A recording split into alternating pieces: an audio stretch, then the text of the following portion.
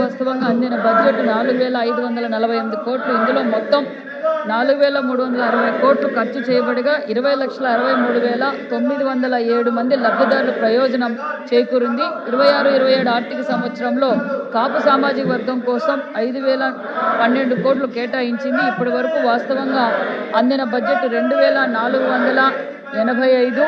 ఇందులో మొత్తంగా 2,332 కోట్లు ఖర్చు చేయబడగా 21,37,121 మంది లబ్ధిదారుల ప్రయోజనం చేకూరింది. అధ్యక్ష, ధన్యవాదాలు అధ్యక్ష.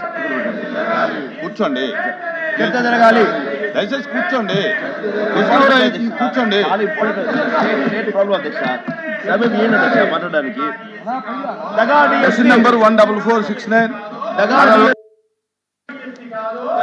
అధ్యక్ష, మొదటి ప్రశ్న సమాధానం 2022-23 నుంచి 2026-27 వరకు విద్యా హక్కు చట్టం కింద ప్రైవేట్ అన్ఎయిడెడ్ పాఠశాలల్లో ప్రవేశం పొందిన మొత్తం విద్యార్థుల సంఖ్య 1,04,046 మంది. ఆ వివరాలు అనుబంధం 1లో పొందుపరచడం జరిగింది. రెండో ప్రశ్న సమాధానం 12(1)C సెక్షన్ కింద ప్రైవేట్ ప్రాథమిక కింద ప్రవేశపెట్టిన ఆన్లైన్ ప్రక్రియ ద్వారా అందించడమైనది. ఆ వివరాలని ఎనెక్సర్ 2లో పొందుపరచడం జరిగింది. మూడో ప్రశ్న సమాధానం 12(1)C సెక్షన్ని సమర్థవంతంగా అమలు చేయడానికి ప్రభుత్వం తీసుకున్న చర్యలు అనుబంధం 3లో పొందుపరచడం జరిగింది. అధ్యక్ష, అవకాశం ఇచ్చినందుకు కృతజ్ఞతలు. అధ్యక్ష, మంత్రివర్యులు సమాధానం అన్ని చెప్పినప్పుడు ఒకసారి సభ కొంచెం వినేటట్టుంటే బాగుంటుంది.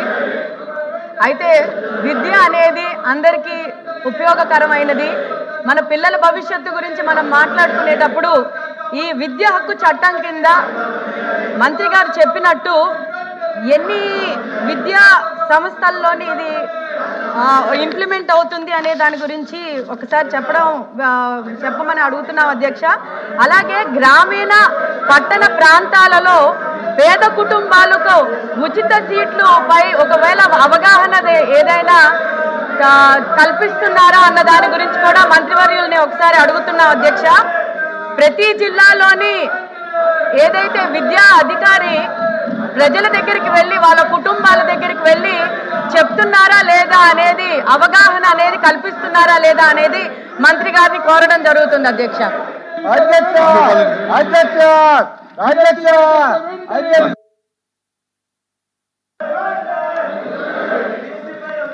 సార్, ఇప్పుడే గౌరవ సభ్యురాలు గ్రీష్మ గారు ఎన్ని పాఠశాలలో ఈరోజు ఈ 12(1)C అమలు చేస్తున్నారని కోరారు అధ్యక్ష. ఆ వివరాలు రెడీగా నా దగ్గర లేదు. నేను గౌరవ సభ్యురాలకి ఆ వివరాలు పంపిస్తానని హామీ ఇస్తున్నా అధ్యక్ష. అంతేకాకుండా ప్రజాప్రభుత్వ అధికారంలోకి వచ్చిన తర్వాత మీరు చూస్తే విద్యార్థుల సంఖ్య అనేది పెరుగుతాం జరుగుతుంది.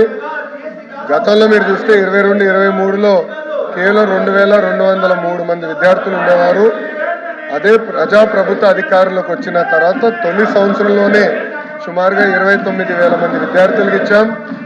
ఈ సంవత్సరంలో కూడా 28,742 మంది విద్యార్థులకి ఈ 12(1)C కింద వాళ్ళ విద్యార్థులకి అవకాశాలు కల్పిస్తాం జరిగింది. దీంతో అర్థమైంది ఏంటంటే అవగాహన పెరిగింది సమాజంలో. అధికారులు కూడా దీని పెద్ద ఎత్తున ప్రచారం కూడా చేస్తాం జరిగింది. ఎన్ని పాఠశాలలు ఇస్తామనే వివరాలు అదే రెడీగా లేదు అధ్యక్ష. ఆ ప్రశ్న అడగలేదు కనుక నేను ఆ సమాధానం చెప్పలేకపోతున్నాను. వివరాలు కనుక్కొని గౌరవ సభ్యురాలకి తెలియజేస్తాను అధ్యక్ష. కూర్చోండి.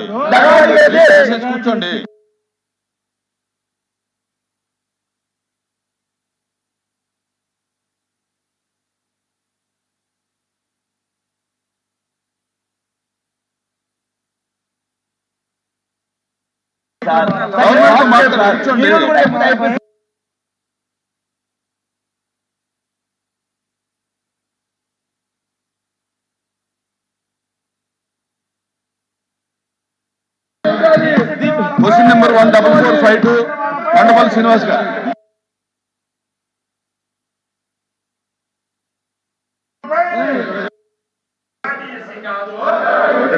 సమాధానం అవునండి.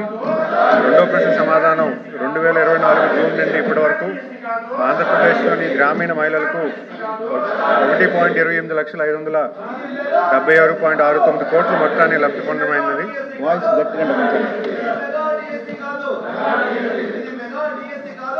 పథకాల వారీగా వారి పురోగతి వివరాలు కింద ఇవ్వడమైనది. బ్యాంక్ లింకేజ్ 71,307.16 కోట్ల రుణ సదుపాయంలో 5,98,082 స్వయం సహాయక సంఘాలకు లబ్ధి పొందమైంది. ఉన్నతి 540.45 కోట్ల సహాయంతో 88,555 మంది మహిళలకు లబ్ధి పొందమైంది. ఎన్టీఆర్ భరోసా పెన్షన్ కింద 40,084 కోట్లతో 37,59,896 మంది మహిళలకు పెన్షన్ లబ్ధి పొందడమైనది. శ్రీనిధి బ్యాంకు ద్వారా 13,116.21 కోట్ల రుణాన్ని 16,70,230 మంది మహిళలకు లబ్ధి పొందమైంది. కమ్యూనిటీ ఇన్వెస్ట్మెంట్ ఫండ్ ద్వారా 641.41 కోట్లతో 1,25,577 మంది సభ్యులకు లబ్ధి పొందమైంది. ఎంటర్ప్రైజ్ ఫైనాన్స్ కింద 2,887.4 కోట్ల సాయాన్ని 1,03,916 మంది మహిళలకు ఆర్థిక సాయం పొందడమైంది. మూడో ప్రశ్నకు సమాధానం ఈ ప్రశ్నకి ఒప్పందం లేదు. ధన్యవాదాలు అధ్యక్ష.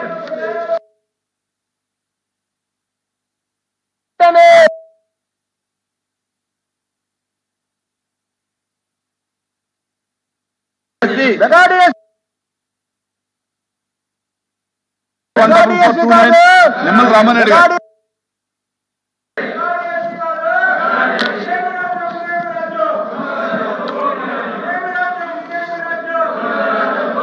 ధన్యవాదాలు అధ్యక్ష.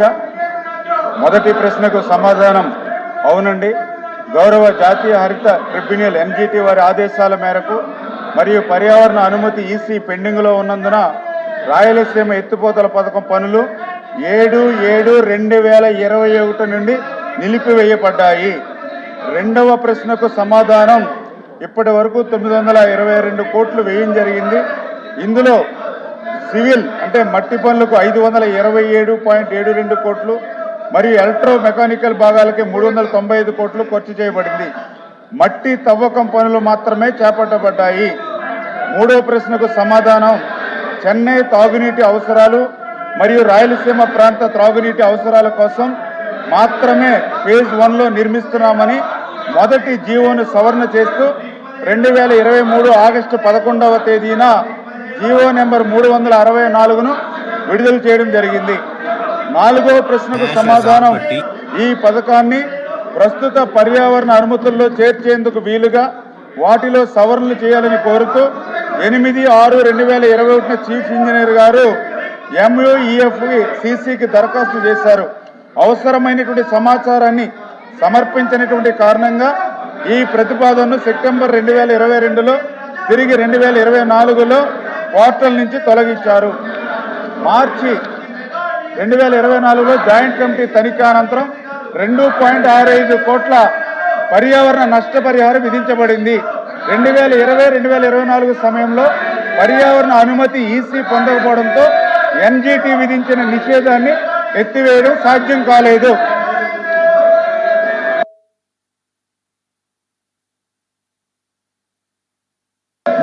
రాయలసీమ ప్రాంత సాగునీరు మరియు త్రాగునీటి కోసం అని చెప్పి రాయలసీమ ఎత్తిపోతల పథకాన్ని ప్రారంభించామని చెప్పి గత పాలకులు చెప్పడం అధ్యక్ష. 3,800 కోట్ల రూపాయల ఖర్చుతో 2020 సంవత్సరంలో రాయలసీమ ఎత్తిపోతల పథకాన్ని ప్రారంభిస్తే ఎలాంటి అనుమతులు తీసుకోకుండా పర్యావరణ అనుమతులు కానీ కేంద్ర జలవనరుల సంఘ అనుమతులు కానీ తీసుకోకుండా పనులు ప్రారంభించడం జరిగింది అధ్యక్ష. పనులు ప్రారంభించిన 3-4 నెలల్లోనే 2020 అక్టోబర్ నెలలోనే గ్రీన్ ట్రిబ్యునల్ స్టే ఇవ్వడం జరిగింది అధ్యక్ష. అప్పటి ప్రభుత్వానికి కావలసిన తెలంగాణ రాష్ట్ర ప్రభుత్వానికి సంబంధించి టీఆర్ఎస్ కార్యకర్త శ్రీనివాసులనే ఒక టీఆర్ఎస్ కార్యకర్త ఎన్జిటికి అప్లై చేసుకున్నప్పుడు ఫిర్యాదు చేసినప్పుడు ఇవ్వడం జరిగింది అధ్యక్ష. కానీ అప్పటి ప్రభుత్వం రాయలసీమ ప్రాంతమైన ఏమాత్రం కూడా ప్రేమ లేకోకుండా నిజంగా రాయలసీమ ప్రాంతమైన నిజమైన ప్రేమ ఉండింటే ఎన్జిటిలో ఆ స్టే ఎత్తివేసేదానికి కనీసం ఆ ప్రభుత్వం దిగిపోయేటంత వరకు కూడా కనీసం ఒక ఒక పేపర్ కూడా పంపలేదు అధ్యక్ష. ఎన్జిటిలో పర్యావరణ అనుమతులు కావాలంటే పరివేశ్ పోర్టల్లో సంబంధిత పత్రాలన్నింటిని కూడా దాన్ని అప్లోడ్ చేయాల్సి ఉంటుంది అధ్యక్ష. కానీ 2024 జూన్ వరకు ఆ ప్రభుత్వం దిగిపోయేటంత వరకు పరివేశ్ ఆప్షన్లో రాయలసీమ ఎత్తిపోతల పథకానికి సంబంధించిన ఒక పత్రం కూడా అప్లోడ్ చేయకోకుండా ఈ ప్రభుత్వం పోయిన తర్వాత ఈ రోజు ఈ ప్రభుత్వం ఎన్డీఏ ప్రభుత్వం రాయలసీమ ఎత్తిపోతల పథకానికి వ్యతిరేకంగా ఉంది, దాన్ని మొదలు పెట్టడం లేదని చెప్పి నానా యాగీ చేయడం జరుగుతుంది అధ్యక్ష. ఈ సందర్భంగా